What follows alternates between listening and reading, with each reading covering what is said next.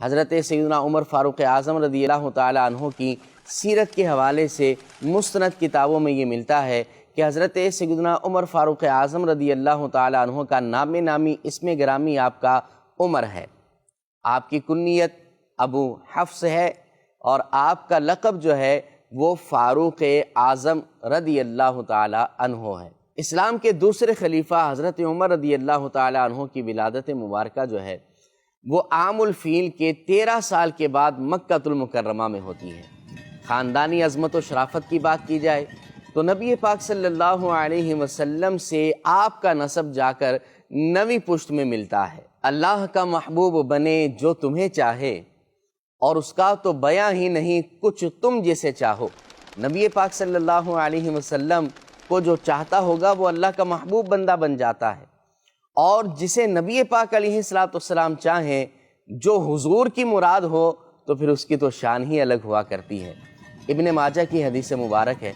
حضرت سیدتنا عائشہ صدیقہ رضی اللہ تعالی عنہا روایت کرتی ہیں کہ نبی پاک صلی اللہ علیہ وسلم نے حضرت عمر کی ہدایت کے لیے خاص طور پر دعا کی ہے، اے اللہ خصوصاً حضرت عمر بن خطاب رضی اللہ تعالی عنہ کے ذریعے سے اسلام کو عزت عطا فرما۔ اور یہی وجہ ہے کہ حضرت عمر رضی اللہ تعالی عنہ دامن اسلام سے وابستہ ہوئے۔ حضرت عمر فاروق اعظم رضی اللہ تعالی عنہ اسلام کے دوسرے خلیفہ، آپ رضی اللہ تعالی عنہ اعلان نبوت کے 6 سال اسلام لاتے ہیں،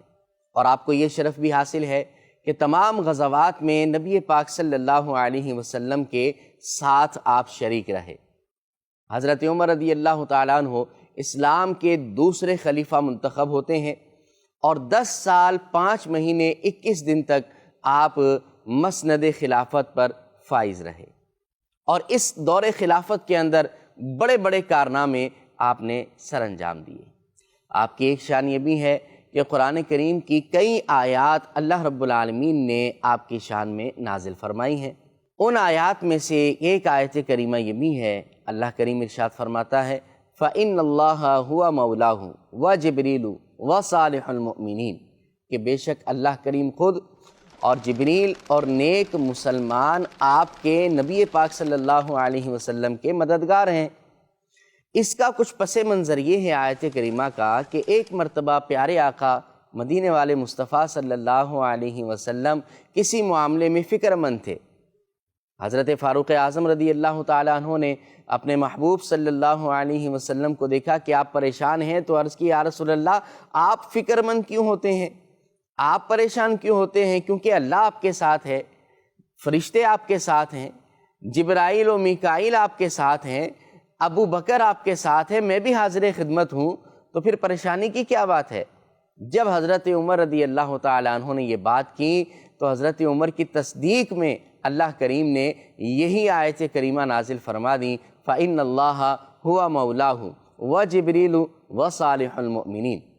اور یہاں پر آیت کریمہ کے اندر صالح المؤمنین یعنی نیک مومنین کا جو ذکر ہے، اس کے بارے میں پیارے آقا علیہ السلام نے ارشاد فرمایا کہ نیک مسلمانوں سے یہاں پر خاص طور پر مراد حضرت ابو بکر اور عمر رضی اللہ تعالی عنہما ہیں۔ حضرت عمر رضی اللہ تعالی عنہ کی حکومت اور سلطنت 22 لاکھ مربع میل پر پھیلی ہوئی تھی، اور اس کے باوجود خوف خدا کا آپ کا عالم یہ تھا، آپ فرمایا کرتے تھے کہ نہر فرات کے کنارے اگر کوئی بکری بھی بھوک سے مر جائے تو مجھے خوف ہے کہ کل بروز قیامت اللہ کریم مجھ سے اس کے بارے میں پرسش فرمائے گا۔ اللہ اکبر کبیرہ۔ حضرت عمر فاروق اعظم رضی اللہ تعالیٰ عنہ جب آپ کسی شخص کو کسی صوبے کا گورنر بناتے، وہاں کا حاکم بناتے، تو اس سے پہلے اس کے اثاثوں کی تفصیل لکھ لیا کرتے تھے،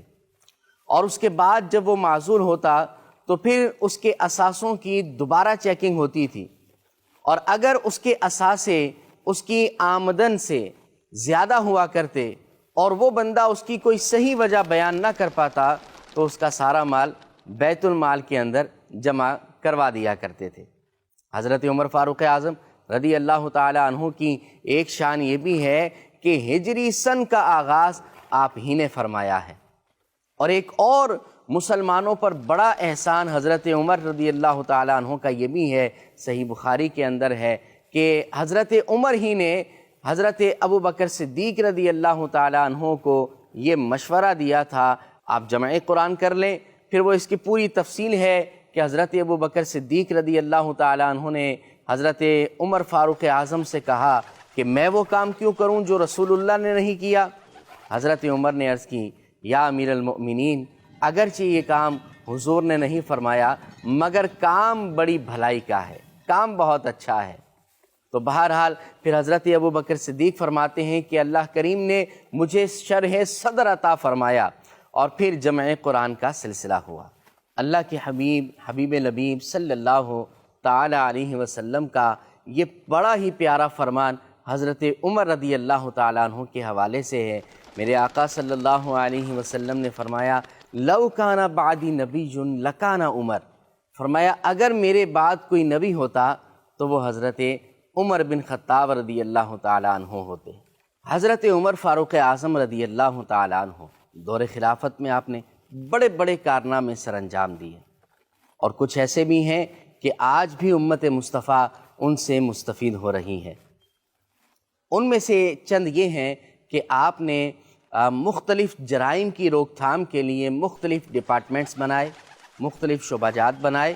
اور ان میں اسلامی سزاؤں کا نفاذ کیا۔ ایک کارنامہ آپ کا یہ بھی ہے کہ آپ نے ایک مجلس شورا بنائی جس کے سامنے ملکی اور قومی مسائل زیر بحث آتے اور پھر اتفاق رائے سے کوئی ایک فیصلہ کیا جاتا۔ حضرت عمر رضی اللہ تعالیٰ عنہ کا ایک کارنامہ یہ بھی ہے کہ آپ نے عدالتی نظام کو استحکام بخشا، آپ نے عدالتی نظام بنایا اور مختلف علاقوں کے لیے، مختلف شہروں کے لیے ججز کو تعینات فرمایا۔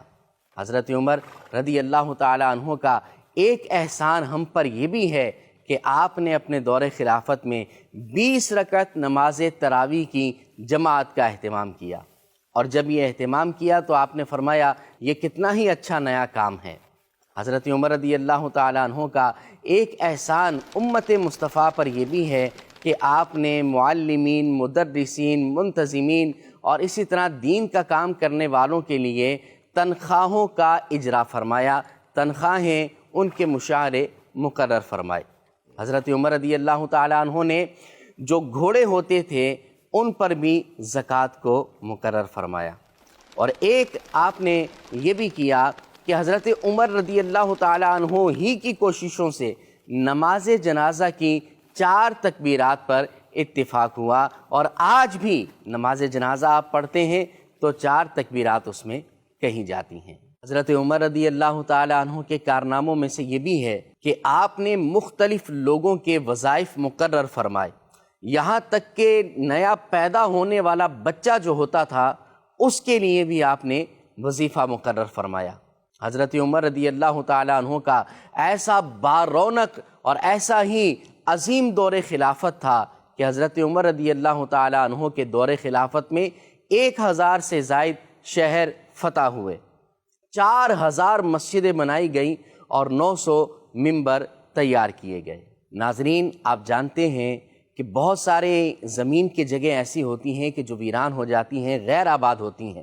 حضرت عمر رضی اللہ تعالیٰ عنہ نے اپنے دور خلافت میں جب اتنے شہروں کو فتح کیا تو بہت ساری ایسی جگہیں سامنے آئیں جو ویران تھیں اور غیر آباد تھیں۔ حضرت عمر رضی اللہ تعالیٰ عنہ نے ان کی آباد کاری کے لیے نئے احکام جاری فرمائے، اور بہت سارے نئے نئے شہر آپ نے بنائے۔ مثال کے طور پر آپ علم و فن کا مرکز جو شہر رہ چکا ہے کوفہ، وہ بھی آپ ہی نے بسایا۔ حضرت عمر رضی اللہ تعالیٰ عنہ کا احسان یہ ہے کہ آپ نے یتیم بچوں کی پرورش کا انتظام بنایا، اور وہ چلتا رہا۔ اور اسی طرح بعض لوگ سفر کیا کرتے ہیں، اور اس وقت میں تو سفر صحراؤں کے اندر اور جانوروں کے اوپر ہوا کرتا تھا، تو بڑا مشکل سفر ہوا کرتا تھا۔ مسافروں کی آسانی کے لیے حضرت عمر رضی اللہ تعالیٰ عنہ نے سفر کے لیے آپ نے مختلف جگہوں پر مسافر خانے اور مہمان خانے بنوائے، اور گودام بھی آپ نے اناج کے بنوائے تاکہ مسافر اس سے آسانی کے ساتھ اپنا سامان لے سکیں اور سفر آسانی سے کر سکیں۔ حضرت عمر رضی اللہ تعالیٰ عنہ نے مختلف شہروں کے اندر بھی مسافر خانے اور مہمان خانے آپ نے بنائے۔ حضرت عمر رضی اللہ تعالیٰ عنہ کے سنہری دور خلافت کے کارناموں میں سے ایک یہ بھی ہے کہ حضرت عمر رضی اللہ تعالیٰ عنہ نے ہی مردم شماری کروائی، اور اس کی وجہ یہ تھی تاکہ لوگوں کی تعداد کے مطابق ان کے حقوق کی ادائیگی آسان ہو سکے۔ حضرت عمر رضی اللہ تعالیٰ عنہ ہی وہ ذات ہیں جنہوں نے گورنرز کے لیے اقدامات متعین فرمائے، اور حضرت عمر رضی اللہ تعالیٰ عنہ ہی وہ ذات ہیں کہ آپ نے اسلامی سکوں کو رائج فرمایا۔ حضرت عمر رضی اللہ تعالیٰ عنہ کے دور خلافت میں ایک عظیم کارنامہ یہ بھی ہے کہ آپ نے خبر رسانی کے نظام کو پختہ کیا، کیونکہ 22 لاکھ مربع میل پر آپ کی حکومت پھیلی ہوئی تھی۔ اب کسی جگہ پر کوئی کارنامہ، کوئی واقعہ، کوئی حادثہ ہو جائے، اس کی خبر آپ تک کیسے پہنچتی تھی، یہ آپ نے بڑا بہترین نظام بنایا تھا۔ آپ نے ایک کام یہ بھی کیا تھا کہ احتساب مکتب بنایا تھا، جس کے اندر حساب کتاب بھی ہوتا تھا اور لوگوں سے پرسش بھی کی جاتی تھی، ان سے پوچھ گچھ بھی ہوا کرتی تھی۔ اور ایک کارنامہ آپ کا یہ بھی تھا کہ حضرت عمر رضی اللہ تعالیٰ عنہ نے اپنی شہادت سے پہلے ہی 6 رکنی مجلس شورا بنا دی تھی، تاکہ آپ کی شہادت کے بعد اتفاق رائے سے خلیفہ مسلمین کا، مسلمانوں کے نئے خلیفہ کا انتخاب کیا جا سکے۔ حضرت عمر فاروق اعظم رضی اللہ تعالیٰ عنہ کا دور خلافت ایک سنہری دور تھا، عظیم دور خلافت آپ کا تھا، جس میں انسان تو انسان، جانوروں کے حقوق کا بھی خیال رکھا جاتا تھا۔ بہرحال 63 سال کی عمر مبارک میں 26 ذی الحجۃ الحرام بدھ والے دن آپ زخمی ہوئے، آپ پر قاتلانہ حملہ ہوا، اور 1 محرم الحرام کی شب آپ رضی اللہ تعالیٰ عنہ کی شہادت ہو جاتی ہے اور آپ کی تدفین کی جاتی ہے۔ صحابی رسول حضرت سیدنا صہیب رضی اللہ تعالیٰ عنہ آپ کا نماز جنازہ پڑھاتے ہیں اور آپ کی تدفین روضہ رسول میں کی جاتی ہے۔ آج بھی حضرت عمر رضی اللہ تعالیٰ عنہ کا مزار فائز الانوار نبی پاک صلی اللہ علیہ وسلم کے پہلو میں ہے۔ میرے آقا علیہ السلام نے فرمایا کہ جب بروز قیامت قبروں سے لوگ اٹھیں گے تو میں اس شان سے اٹھوں گا کہ میرے ایک ہاتھ میں ابو بکر کا ہاتھ ہوگا اور دوسرے ہاتھ میں عمر فاروق اعظم کا ہاتھ ہوگا۔ دعا کرتے ہیں اللہ کریم ہمیں حضرت عمر رضی اللہ تعالیٰ عنہ کی تعلیمات پر عمل کرنے، آپ کی سیرت کو اپنانے کی توفیق عطا فرمائے۔